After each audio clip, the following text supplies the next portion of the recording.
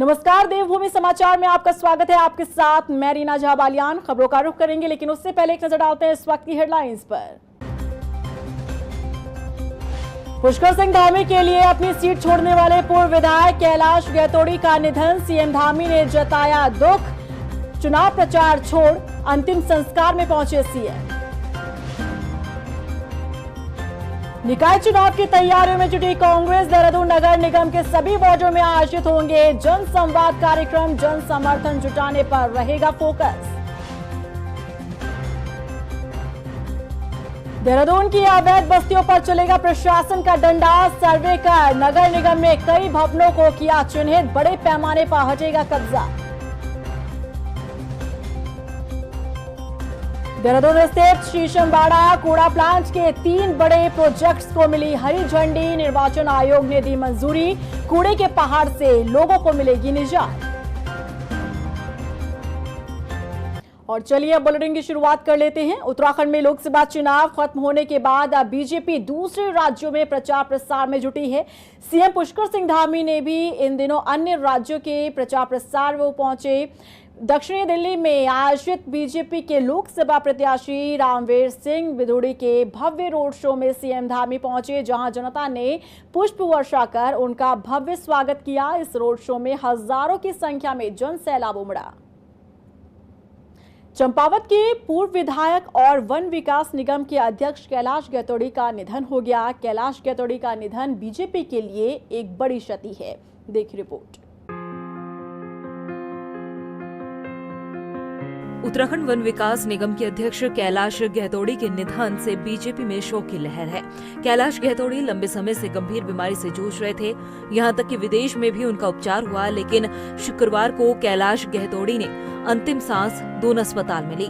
मुख्यमंत्री पुष्कर सिंह धामी के साथ ही बीजेपी के कई नेता और विपक्ष के नेताओं ने भी कैलाश गैतोड़ी के निधन पर शोक संवेदनाएं व्यक्त की। बीजेपी नेता कैलाश गैतोड़ी के निधन पर पार्टी के लिए बड़ी क्षति मान रहे हैं।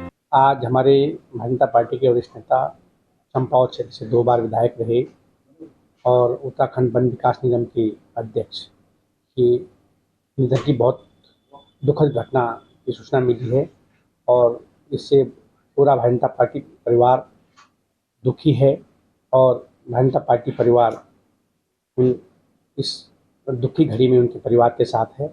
कैलाश गैतोड़ी जी के निधन की खबर हमको मिली, काफ़ी दुखद घटना है। उन्होंने लंबे समय तक समाज के उत्थान के लिए, अपने क्षेत्र के विकास के लिए उन्होंने काम किया है। उनका जाना एक राजनीति में वो स्थान तो कभी भर नहीं सकता, लेकिन हम कांग्रेस की ओर से हम उनको श्रद्धांजलि देते हैं। भगवान उनको अपने श्री चरणों में स्थान दे और वहाँ के उनके जो परिवार है उनको ये दुख की घड़ी को सहन करने की क्षमता प्रदान करे, ऐसे में भगवान से प्रार्थना करता हूँ। कैलाश गैतोड़ी का निधन जहां बीजेपी के लिए एक क्षति है, तो वहीं चंपावत की जनता के लिए भी एक बड़ी क्षति है, क्योंकि चंपावत विधानसभा के विकास को लेकर कैलाश गैतोड़ी संघर्ष करते आए।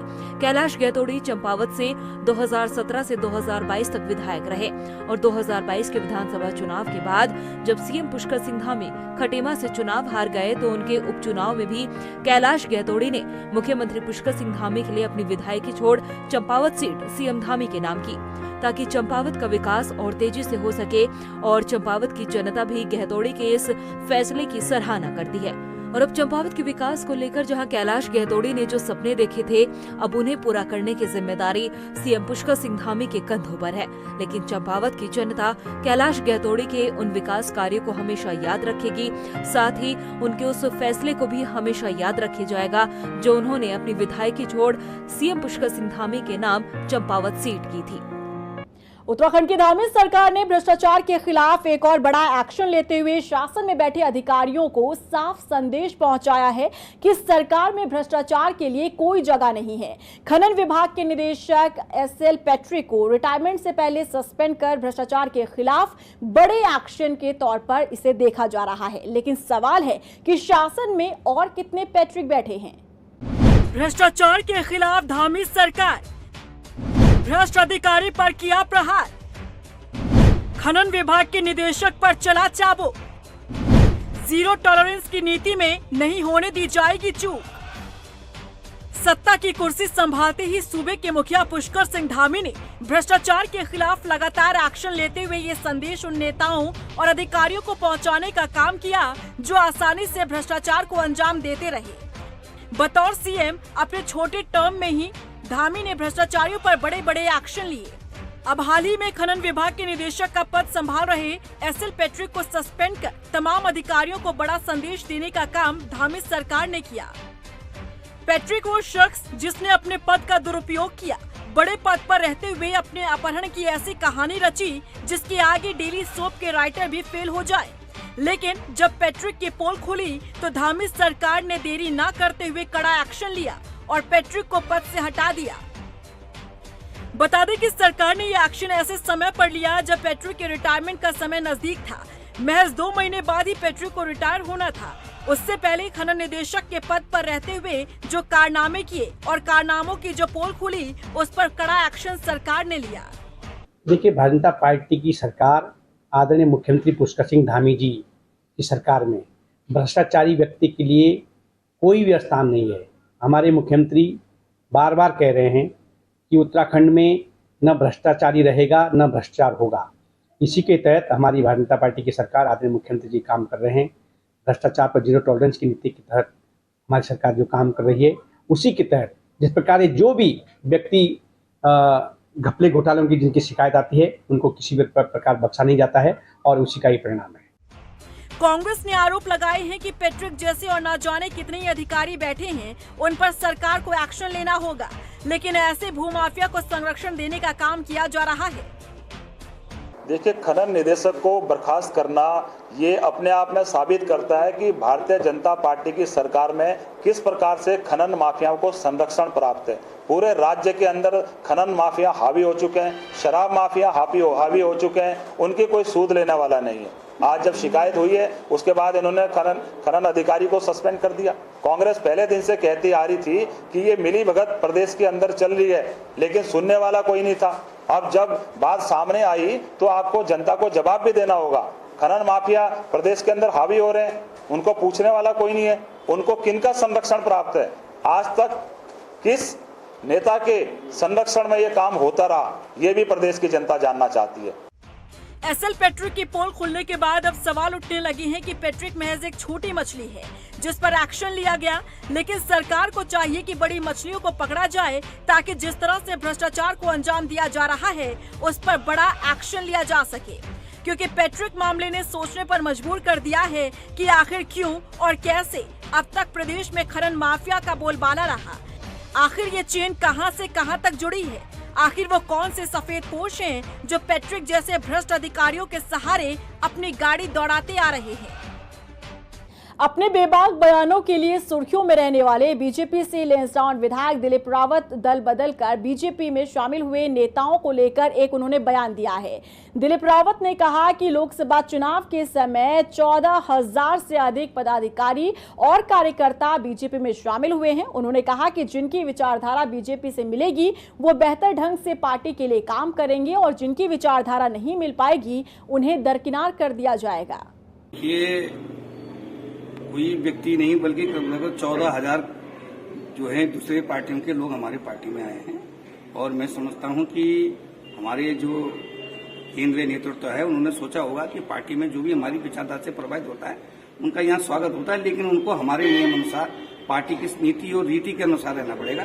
ये अति आवश्यक है। राजनीतिक विचारधारा उनकी है, जो हमारी विचारधारा से सहमत है उससे मित्रता है, जिससे जो विचारधाराओं से सहमत नहीं होता उससे शत्रुता होती है। उत्तराखंड कांग्रेस के महामंत्री और वॉर रूम के चेयरमैन नवीन जोशी ने कहा कि वो देहरादून नगर निगम के सभी 100 वार्डों में भी कांग्रेस जल्द ही जनसंवाद कार्यक्रम का आयोजन करेगी और इन कार्यक्रमों के जरिए कांग्रेस निकाय चुनाव के लिए जन समर्थन जुटाने का काम करेगी। वहीं नवीन जोशी ने बीजेपी पर निशाना साधते हुए कहा कि स्मार्ट सिटी के नाम पर करोड़ों रुपए को ठिकाने लगाया गया है। हमने नगर निगम चुनाव के मद्देनजर जन संवाद कार्यक्रम हमने पूरे 100 वार्डों में रखने का निर्णय लिया है।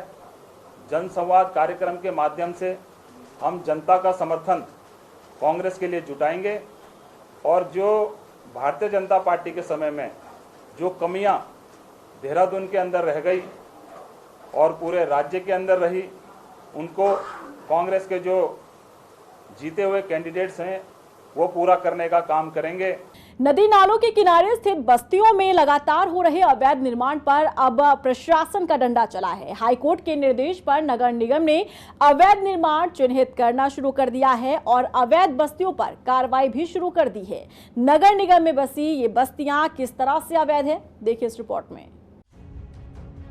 देहरादून नगर निगम क्षेत्र में स्थित कुल 129 बस्तियों को चिन्हित किया गया है, जिनमें 40,000 भवन होने का अनुमान है। हालांकि 11 मार्च 2016 के बाद किए गए निर्माण नियम के अनुसार अवैध करार दिए गए हैं। कोई रोक टोक न होने के कारण शहर के अलग अलग क्षेत्र में अवैध रूप से बस्तियों का विस्तार कर दिया गया और सैकड़ों नए भवन तैयार कर दिए गए।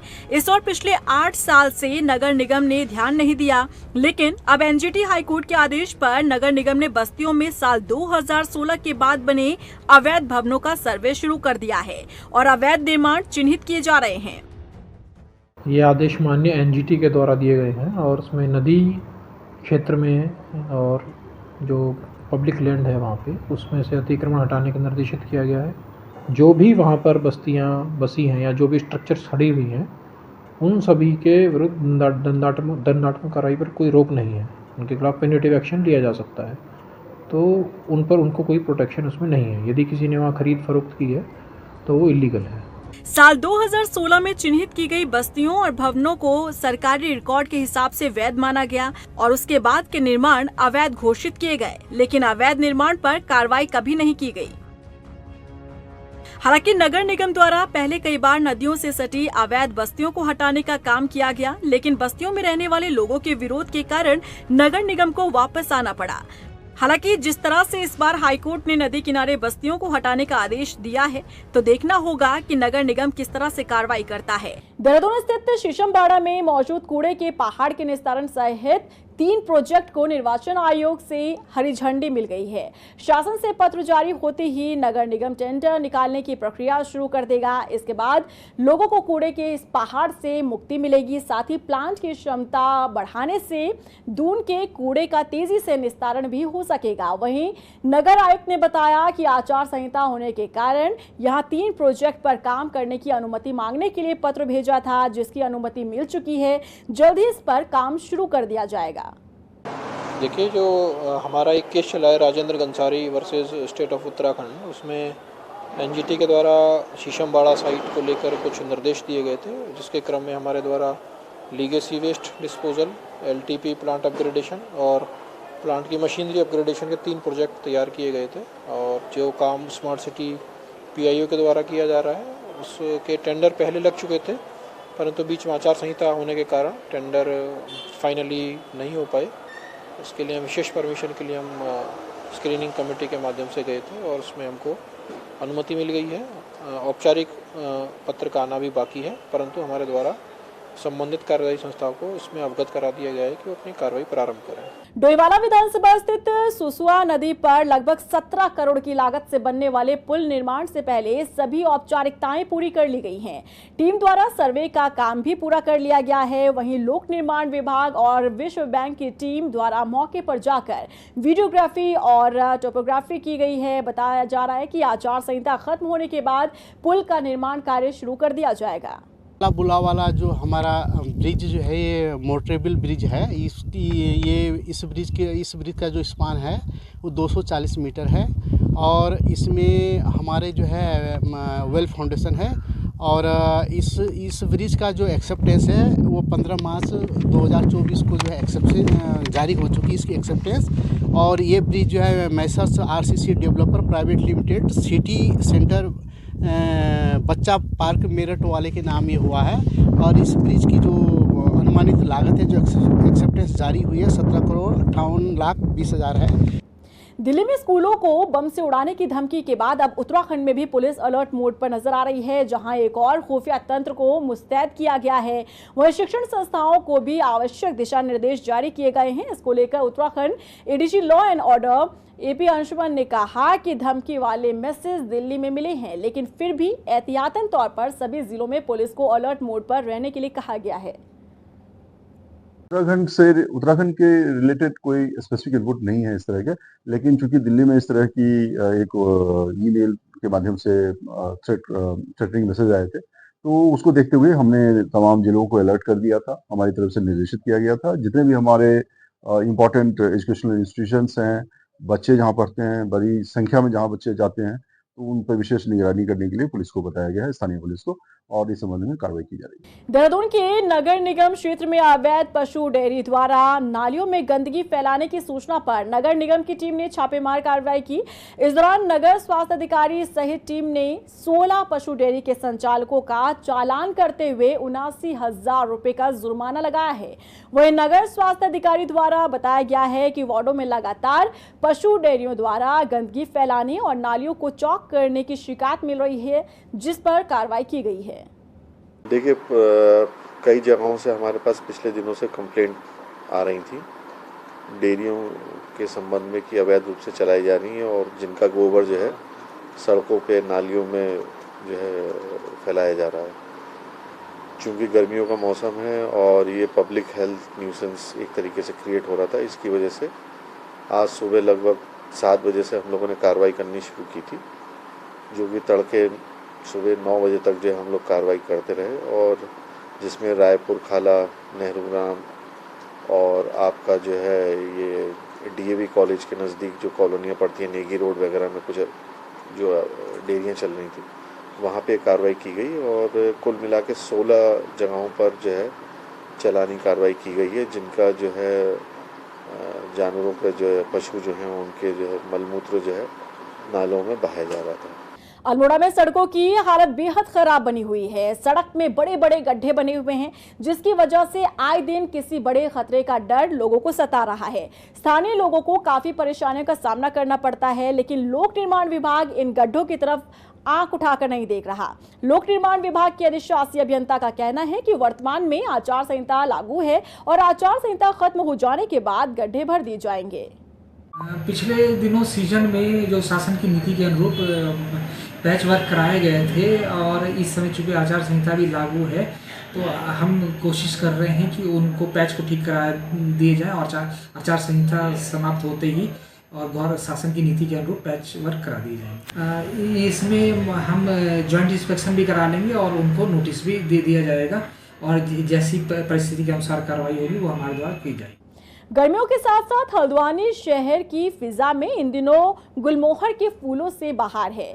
शहर में जगह जगह गुलमोहर के फूल खिल चुके हैं। खास बात यह है कि हल्द्वानी शहर के बीचों बीच नैनीताल रोड पर गुलमोहर के सबसे अधिक पेड़ हैं, जो सड़क के दोनों ओर खिले हुए हैं और लोगों को अपनी ओर आकर्षित कर रहे हैं। यही नहीं, गर्मी के मौसम में गुलमोहर के पेड़ और उसके फूल लोगों के लिए आकर्षण का केंद्र बन रहे हैं।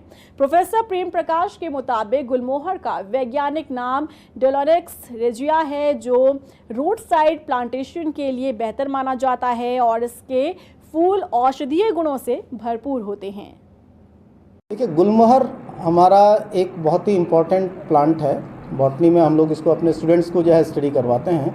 ये इसका जो बोटेनिकल नेम है वो है डेलोनिक्स रेजिया, और ये हमारा जो वह है ये पल्स फैमिली का यानी फेबेसी का मेंबर है, और इसकी जो सब फैमिली है वो है सिजल पिनोइडी, हम इसको कहते हैं। और इसको जो है लोग बहुत आम भाषा में हम इसको फ्लेम ट्री के नाम से जानते हैं। इस समय आपको सब जगह पर ये आपको खिला हुआ मिलेगा, क्योंकि हमारे यहाँ पर इसको जो है बहुत ज़्यादा यूज़ किया जाता है रोड साइड प्लांटेशन के लिए। तो हमारे यहाँ रोड्स में दोनों तरफ जो है इसको हम प्लांटेशन करते हैं, क्योंकि इससे बहुत अच्छी छाया भी प्राप्त होती है और साथ साथ बहुत अच्छा शो भी है। ऑर्नामेंटल प्लांट के रूप में हम इसको यूज़ करते हैं। उत्तराखंड में अगले 3 से 4 दिन मौसम साफ रहेगा। मौसम विज्ञान केंद्र के निदेशक डॉक्टर विक्रम सिंह ने मौसम का पूर्वानुमान को लेकर जानकारी दी। उन्होंने बताया कि अगले 3 से 4 दिन मौसम साफ रहेगा। फिलहाल तापमान सामान्य है। उन्होंने बताया कि ऊंचाई वाले कुछ क्षेत्रों में हल्की बारिश की संभावना है। उत्तरकाशी, चमोली, रुद्रप्रयाग और बागेश्वर में हल्की बारिश के आसार हैं। उत्तराखंड के लिए मौसम की बात करें, आज 3 तारीख मई की हो गई है और देख रहे हैं कि अभी मौसम साफ ही है 2-3 दिन से, और आगे भी इसके 3 से 4 दिन कोई विशेष एक्टिविटी 6 तारीख तक अगर देखें 7 तक भी जो है तो बहुत ज़्यादा एक्टिविटी कुछ है नहीं। अंदर के डिस्ट्रिक्ट जो उत्तरकाशी, चमोली, पिथौरागढ़, रुद्रप्रयाग, बागेश्वर है, तो उनमें छुटपुट एक्टिविटी जो है देखने को मिलेगी। हल्की एक्टिविटी जो है रेन या थंडरस्टॉर्म की, लेकिन बाकी जगह देखें तो ये जो एक्टिविटी बल्कि जो अंदर के डिस्ट्रिक्ट्स में अभी 3 से 4 दिन की अगर बात कर लें 6 तारीख तक जो है तो हायर रीचेज में ही ज़्यादा इसकी संभावना है। तो और जगह जो एक्टिविटी है वो करीब करीब मौसम अभी ड्राई रहने वाला है। दिनेशपुर में अखंड महानाम संकीर्तन का दौर जारी है। ये कीर्तन हर साल अलग अलग स्थानों पर आयोजित किया जाता है। इसी बीच दिनेशपुर वार्ड नंबर 6 में भी 16 प्रहर व्यापी अखंड हरिनाम महानाम संकीर्तन महायज्ञ और भंडारे का आयोजन किया गया। समिति के अध्यक्ष रवि सरकार ने बताया कि इस कीर्तन में अखंड महानाम हरे कृष्णा का जाप किया जाता है। मतलब है कि पूरा एक दिन और एक रात 16 प्रहर व्यापी का मतलब है कि 2 दिन 2 रात, 24 प्रहर का मतलब 3 दिन 3 रात और 32 का मतलब है 4 दिन 4 रात अखंड हरिनाम संकीर्तन। मतलब इन 4 दिन 4 रातों में 1 सेकंड के लिए भी यह नाम नहीं रुकेगा और ये बंगाली समाज प्रत्येक वर्ष एक बार इस समय यह आयोजन करती है। ये महानाम संकीर्तन है, श्रीमद् भगवत गीता है, रामायण है। ये इससे जब नौजवान हो चाहे कोई व्यक्ति हो, परिवार को जोड़ने का भी सबसे बड़ा माध्यम यही है कि अपने सत्संग से हम जुड़े रहें। जब तक समाज सत्संग से जुड़ेगा निश्चित ही व्यक्ति सही दिशा में जाएगा। और इसी के साथ फिलहाल इस बुलेटिन में बस इतना ही, लेकिन चलते चलते एक नजर डालते हैं इस वक्त की हेडलाइंस पर। पुष्कर सिंह धामी के लिए अपनी सीट छोड़ने वाले पूर्व विधायक कैलाश गैतोड़ी का निधन, सीएम धामी ने जताया दुख। चुनाव प्रचार छोड़ अंतिम संस्कार में पहुंचे सीएम। निकाय चुनाव की तैयारियों में जुटी कांग्रेस, देहरादून नगर निगम के सभी वार्डों में आयोजित होंगे जन संवाद कार्यक्रम, जन समर्थन जुटाने पर रहेगा फोकस। देहरादून की अवैध बस्तियों पर चलेगा प्रशासन का डंडा, सर्वे कर नगर निगम में कई भवनों को किया चिन्हित, बड़े पैमाने पर हटेगा कब्जा।